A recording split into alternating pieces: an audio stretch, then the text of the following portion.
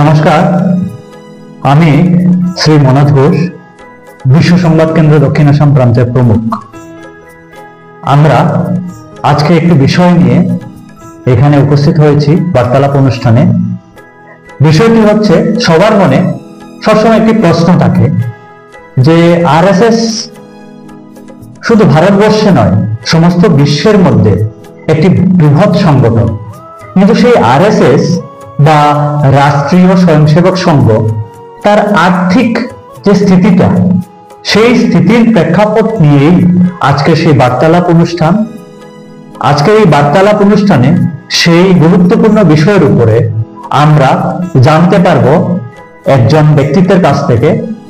উনি হলেন রাষ্ট্রীয় স্বয়ংসেবক সংঘের শিলচর নগর অর্থাৎ দক্ষিণ আসাম প্রান্তের প্রান্ত কেন্দ্র, বা আমরা যেটাকে বলি বরাক উপত্যকার প্রান্ত কেন্দ্র বা প্রাণ কেন্দ্র, সেই প্রাণ কেন্দ্রেরই নগরের সংঘচালক মাননীয় শ্রী প্রণব কুমার পাল চৌধুরী আমাদের মধ্যে উপস্থিত আছেন। নমস্কার দাদা। ধন্যবাদ। আমি আপনার কাছ থেকে আজকে প্রথমে যে বিষয়টি জানবো বা জানার চেষ্টা করব, সে আরএসএস তার সম্পূর্ণ বৎসরের যে কার্যক্রম, বিভিন্ন সাংগঠনিক কাজকর্ম থাকে, বিভিন্ন বিষয় থাকে, সেই বিষয়ের জন্য বা সংগঠনের কাজকর্মের জন্য এই এত বড় সংগঠনের অর্থ আসে কোথা থেকে, বা অর্থ কিভাবে সংগ্রহ করা যায়, এই বিষয়ে যদি আপনি আমাদেরকে একটু আলোকপাত করেন। রাষ্ট্রীয় স্বয়ংসেবক সংঘ এমন একটি সংগঠন, যে সংগঠনের অর্থ ব্যবস্থা বা বলা যেতে পারে অর্থ সংগ্রহের ব্যবস্থা, এটা এক অভিনব পদ্ধতির মাধ্যমে হয়ে থাকে। পৃথিবীর কোথাও এমন কোন সংগঠন আমার জানা নেই যে সংগঠন সংঘের পদ্ধতিতে অর্থ সংগ্রহ করে তার সংগঠনের কাজ চালায়। পদ্ধতি কিরকম? সংঘ সাধারণত কোনো ব্যক্তির কাছ থেকে সরাসরি কোনো চাঁদা বা ডোনেশন সংগ্রহ করে না। সংঘের স্বয়ংসেবক যারা আছেন, সংঘের স্বয়ংসেবকরাই সংঘের যে খরচ আছে, সেই খরচ নির্বাহের জন্য প্রয়োজনীয় যে খরচ যেগুলা আছে সেটা সঙ্গে সঙ্গে বহন করে থাকে। সাধারণত বছরে একদিন গুরু পূর্ণিমা দিনে, অর্থাৎ আষাঢ় মাসের পূর্ণিমা দিনে গুরু পূর্ণিমা উৎসব হয়ে থাকে, এবং এই গুরু পূর্ণিমা দিনে স্বয়ংসেবকরা গুরু পূজন করে আর সাধ্য মতো গুরু দক্ষিণা প্রদান করে থাকেন। সেই যে গুরু দক্ষিণা দ্বারা সংগঠিত রাশি, সেটাই সংঘের আয়ের উৎস বলা যেতে পারে। এখন প্রশ্ন হতে পারে যে গুরু দক্ষিণা মানে কি, সংঘের গুরুই বা কে? সেটা বলতে গিয়ে, সেটা বোঝাতে গিয়ে সংঘের যে প্রতিষ্ঠাতা পূজনীয় ডক্টর কেশব বলিরাম হেডগেওয়ার, উনি সংঘ যখন শুরু করেন, সংঘের শুরুয়াতেই সময়টি এই বিষয়ে সংসদদের সামনে স্পষ্ট ধারণা তুলে ধরেন। তিনি একদিন সংসদদের ডেকে একটা মৌখিক বর্গের মতো করে সেখানে সংঘের গুরুকে তার সম্বন্ধে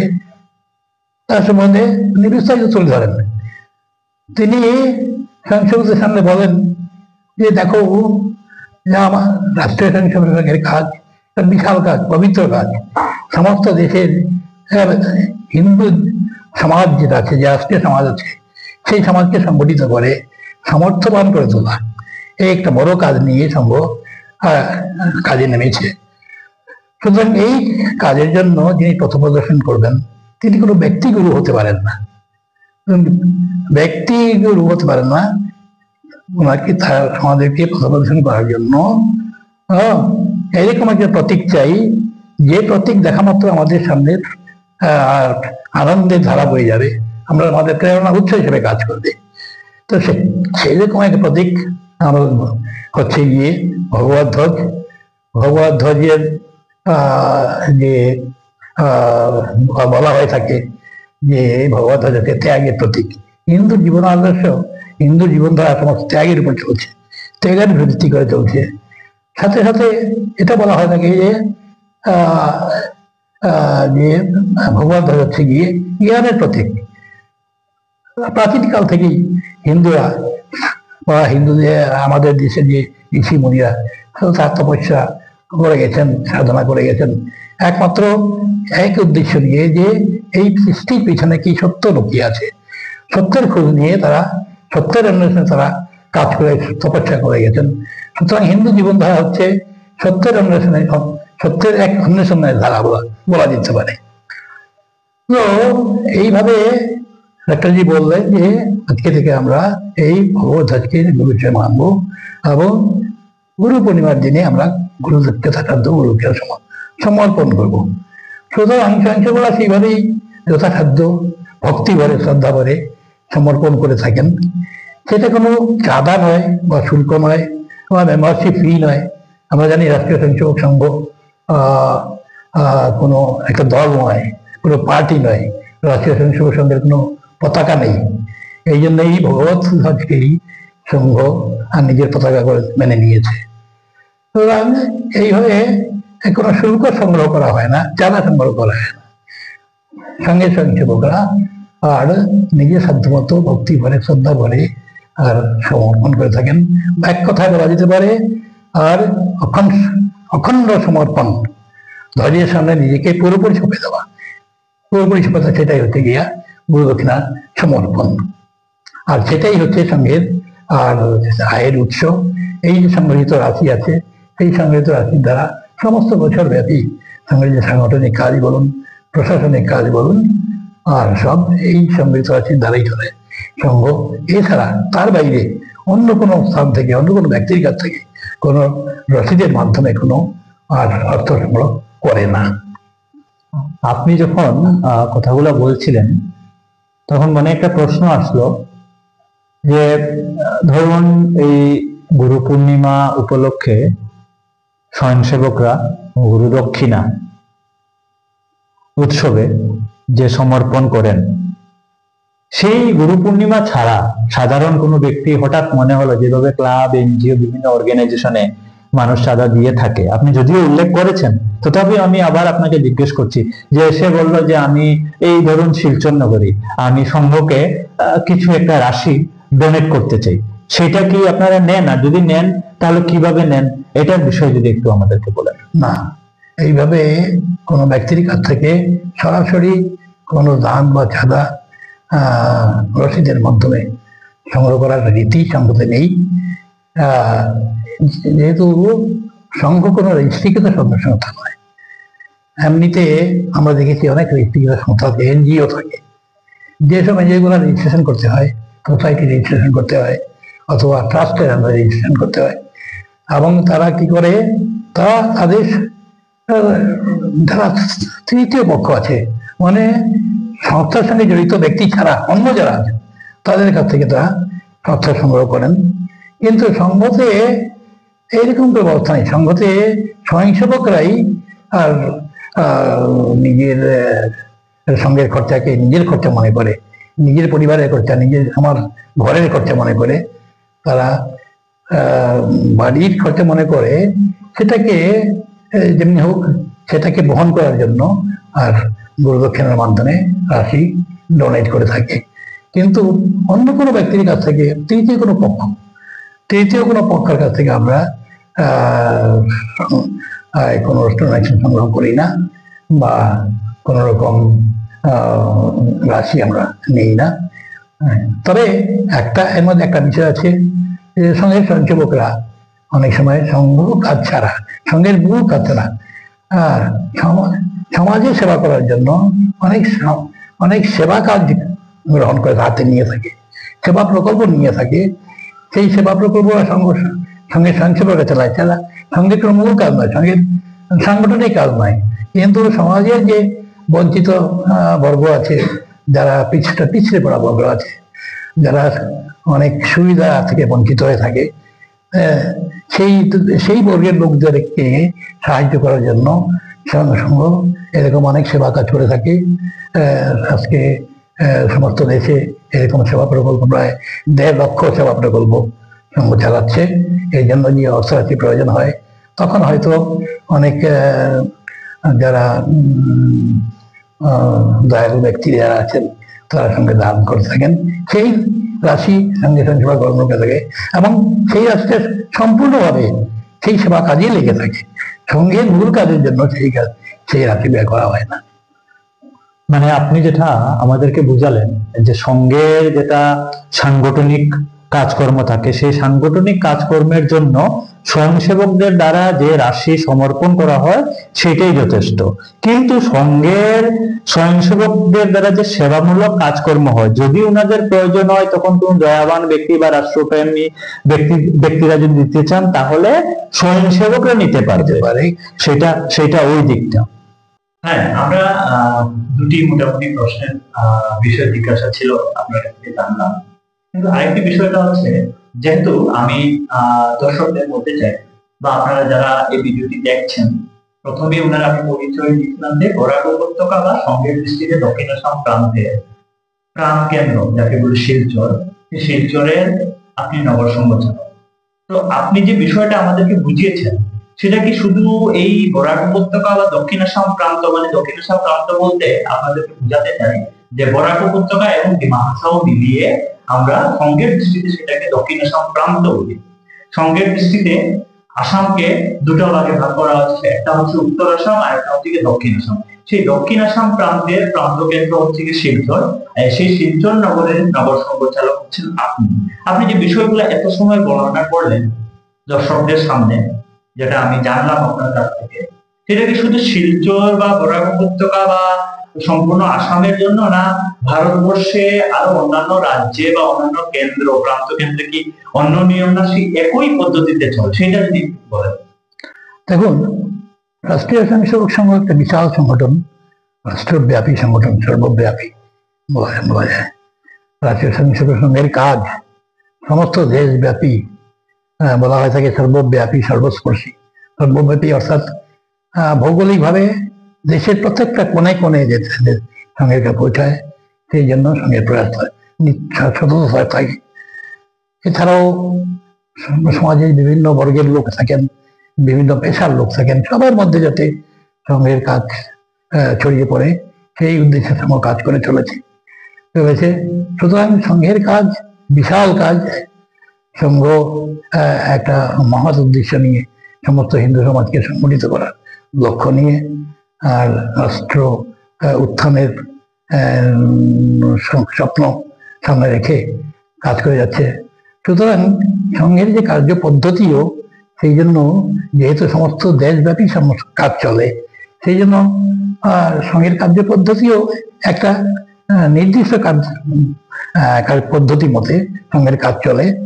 আর সে শুধুমাত্র নয়, শারীরিক বলুন, শারীরিক বিভাগ বলুন, বৌদ্ধিক বিভাগ বলুন, আর সম্পর্ক বিভাগ বলুন, সেবা বিভাগ বলুন, যত ধরনের কাজ আছে সংঘের, সবগুলোর মধ্যে একটা নির্দিষ্ট বজায় রেখে কাজ চলা হয়, নির্দিষ্ট পদ্ধতি বজায় রেখে কাজ করা হয়।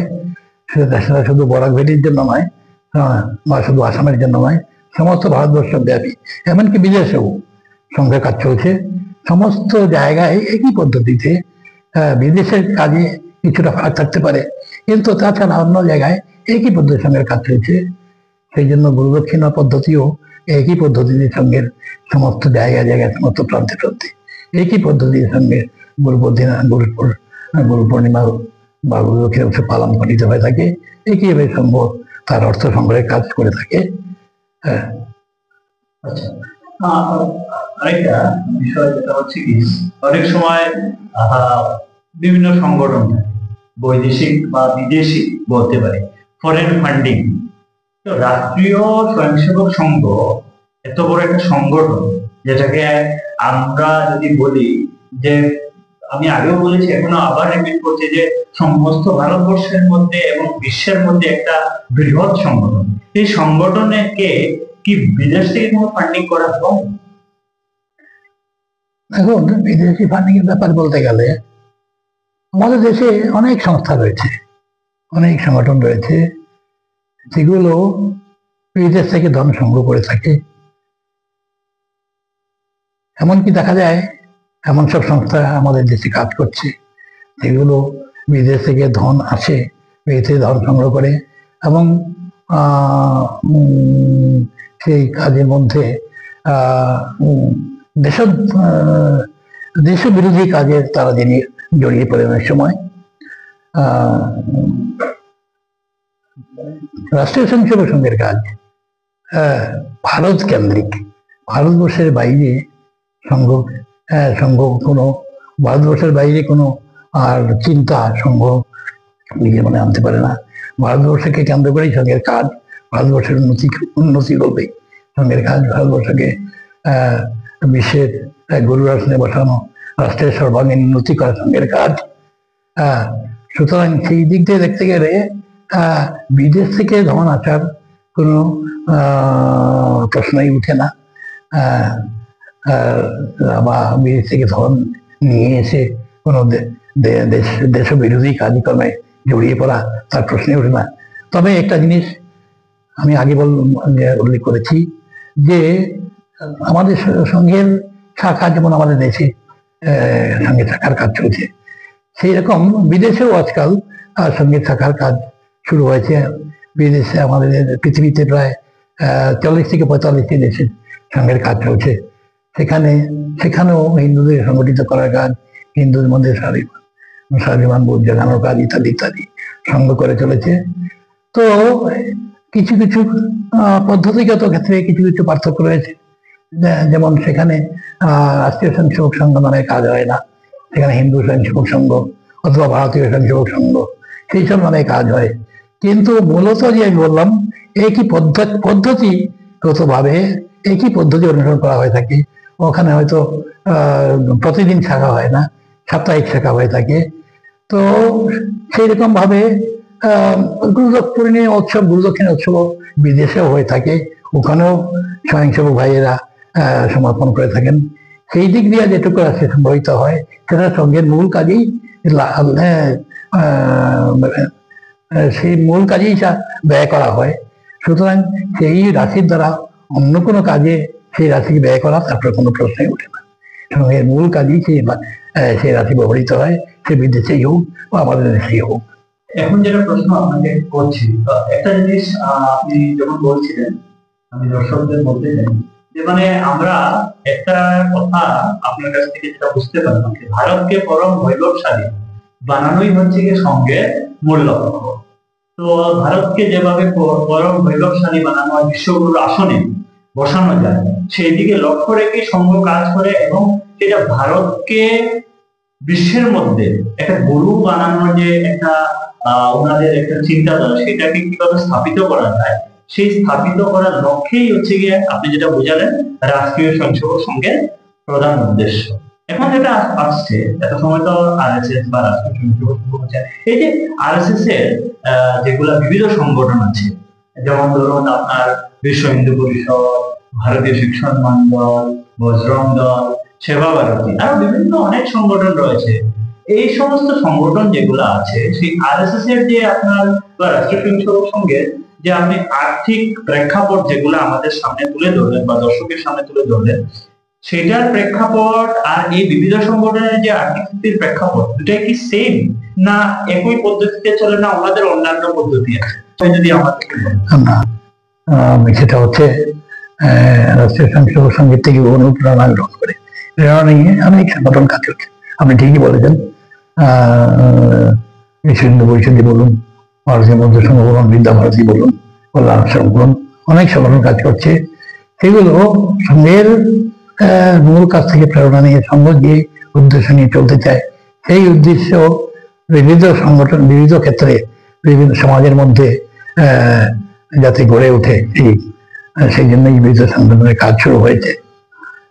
বিবিধ সংগঠনের কাজ শুরু হয়েছে ঠিকই, কিন্তু তারা যে সেই একই পদ্ধতিতে গৌরক্ষের মাধ্যমে রাখি সংগ্রহ করে তা নয়। প্রতিটি সংগঠনের আলাদা আলাদা অর্থ সংগ্রহের পদ্ধতি রয়েছে।